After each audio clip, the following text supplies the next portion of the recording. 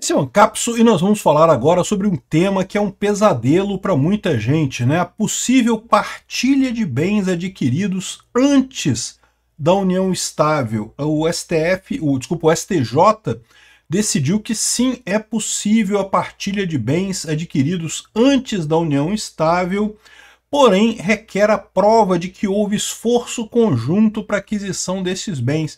Vamos entender esse caso aqui, porque assim, não muda nada essencialmente, tá? Essa decisão reconhece algo que já era jurisprudência anterior, né? Mas abre um caminho que é pavoroso, né? Para você parar para pensar. Hoje em dia, se você tem uma união estável com alguém, e lembra, união estável é qualquer relacionamento com o objetivo de formar uma família, ou seja, você não precisa, em tese, nem morar no mesmo lugar que a pessoa para ser decretada uma união estável, mas você tem pelo menos a segurança de que os bens que você compra durante a união estável, eles podem ser partilhados, né? Eles partem do princípio de que foram adquiridos de forma conjunta por ambos os cônjuges, ou por ambos os unientes, é isso? As pessoas participantes da união estável, né? Só que agora, mesmo bens que você comprou antes podem ser enquadrados nesse caso. Vamos entender essa situação aqui. Essa notícia foi sugerida por Manequins do Edivaldo e várias outras pessoas. Obrigado aí ao pessoal que sugeriu notícias lá no nosso site, no visãolibertaria.com. E obrigado a você que está assistindo o nosso vídeo. Se você gosta do nosso conteúdo, por favor, deixe o seu like e se inscreva aqui no canal, né? Pois bem, o Instituto da União Estável, né, foi reconhecido na Constituição Brasileira em 88 e coisa e tal, e deu muito o que falar, foi uma coisa muito debatida, porque realmente é uma coisa que dá margem a um monte de interpretações subjetivas, né? Exatamente o que é uma união estável. Um namoro ou uma união estável não faz sentido, porque você tem um monte de namoros que são por curtição, a pessoa está namorando ali por curtição e coisa e tal. Se união estável fosse apenas quando você assina um contrato de união estável, se tornaria muito similar ao casamento, né? O casamento, em tese, também não deixa de ser um contrato. É lógico, o casamento é muito mais do que um contrato, tem todo o aspecto religioso, transcendental, ritual, cultural da coisa, mas em última análise, um casamento também é um contrato, além de todas essas outras coisas, né? A união estável não deixa de ser um contrato, você vai num cartório e registra a união estável ali e coisa e tal. Mas só que a justiça brasileira já reconhece que se tiver uma convivência, né, uma relação entre duas pessoas com o objetivo de formar família, isso pode se tornar uma união estável independente de ter o registro em cartório ou qualquer coisa que seja. Então, isso é uma porta que muita gente tem aproveitado para requerer, né, partilha de bens, né, porque se você estava tendo um relacionamento com uma pessoa e essa pessoa comprou um imóvel, por exemplo, comprou um bem qualquer, e enquanto estava nessa união estável com você, você tem direito à partilha. É igual ao casamento. Em tese, o casamento, os bens que a pessoa tinha antes do casamento, eles continuam sendo de cada pessoa, então o que você tinha antes de casar continua sendo seu, o que você recebe de herança também continua sendo só seu, mas qualquer coisa que foi comprada durante o período do casamento pertence ao casal, né?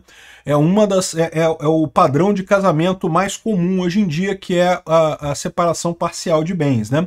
Você tem a separação total de bens também, existem pessoas que podem se casar com separação total de bens e existem pessoas que podem se casar também com comunhão universal de bens. A comunhão universal de bens era o regime mais comum aí nos anos 1950 e coisa e tal, lá atrás, que era quando não interessa o que era antes, o que veio depois, não interessa, era tudo dividido entre o casal, né? Ainda é assim nos Estados Unidos, por exemplo, dependendo se você não assinar um prenup, né, um acordo pré-nupcial, tudo que pertence ao casal pertence aos dois, tem que ser dividido, né? Mas enfim, o ponto todo aqui no Brasil é o seguinte, justamente pelo fato de que você pode ser decretada a união estável, né, isso cria um problema para as pessoas, que é justamente o fato de que você pode achar que não está numa união estável, mas a outra pessoa achar que está numa união estável. É uma questão meio subjetiva, né? A outra pessoa acha que vocês estão juntos para formar uma família, enquanto você acha que não. Vocês estão só curtindo ali a vida doidado, vocês dois ali juntos, né? E a questão toda é, você acha uma coisa, a outra pessoa acha outra. O que o juiz vai achar? Né? É sempre um risco esse negócio. De qualquer forma, até aqui havia uma uma garantia muito boa, que era a questão da data de início dessa relação. Então, em princípio, no momento que você registrava no cartório, ou de alguma forma tornava pública, né, você podia tornar pública uma relação de união estável, você podia fazer uma festa para comunicar com seus amigos que você estava em união estável e coisa e tal. Então, assim, aquela data se torna a data do início da união estável. A partir dali, qualquer coisa que for comprada por qualquer um dos dois no casal é para ser partilhada no caso de uma separação posterior, né? Aí a grande questão agora é que o STJ começou a entender que isso pode acontecer retroativamente também, ou seja, antes da união estável, né? É possível você ter uma partilha de bens que foram adquiridos antes. Então você comprou uma coisa antes da união estável, mas na seguinte situação, tá? Precisa ser provado o esforço comum para aquisição daquele bem. Então, assim, quando você faz esse caso, para você ter direito à meação dos bens, você tem que comprovar que você participou na aquisição daquele bem.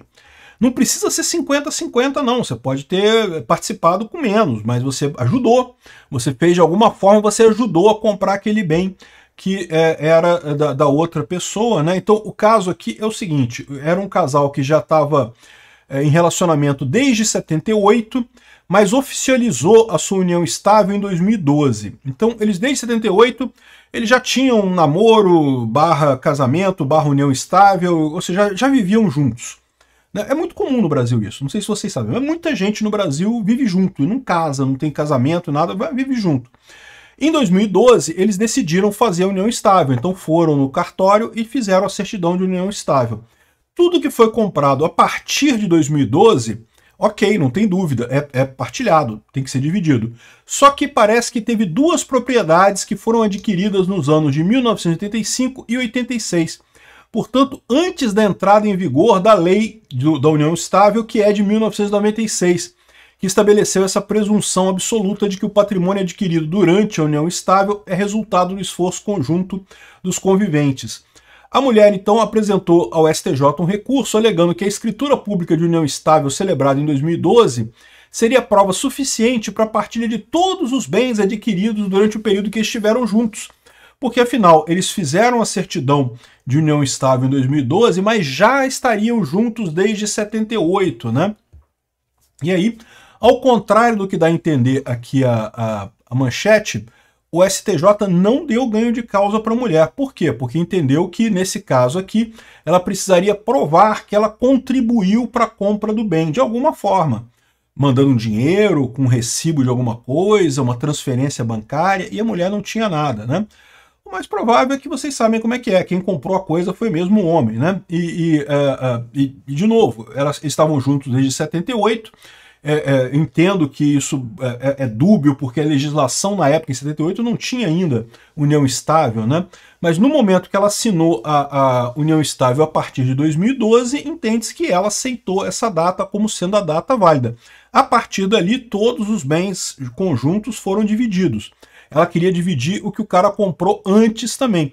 E a condição é essa, tem que provar que você ajudou a comprar. Então, repara que é uma coisa que é uma preocupação, é mais uma preocupação nesse caso, porque é mais uma incerteza que você coloca sobre algo que já é incerto, já é subjetivo, já é uma coisa duvidosa, mas o fato o que o STF falou é que, sim, um imóvel que foi comprado antes da união estável, mas que as pessoas já estavam juntas, estavam namorando, não era união estável ainda, mas já estavam ali se conhecendo, já estavam, mas comprou alguma coisa naquele bem. Se a outra pessoa conseguir provar que te ajudou a comprar aquele bem, de alguma forma, ela tem direito a metade daquele bem, né? Não precisa pagar metade do bem não, tá? Ajudou de alguma forma. Então, essa é a jurisprudência, ou pelo menos foi o que afirmou a ministra Nancy Andrighi, né, que deu essa decisão. Ela falou que, olha só, isso poderia ser reconhecido sim, mas você teria que provar que você ajudou a comprar esse imóvel ou esse patrimônio que teria sido adquirido antes da união estável, né? Então é isso daí. O pessoal tem mais uma incerteza agora, mas é uma incerteza que não é uma coisa, né, não é tão fácil assim no final das contas, né? Obrigado por assistir o vídeo até o final. Além de curtir, compartilhar e se inscrever no canal, considere se tornar patrocinador com valores a partir de R$ 1,99. Clique no botão Seja Membro abaixo para saber as condições e vantagens de patrocinar o canal.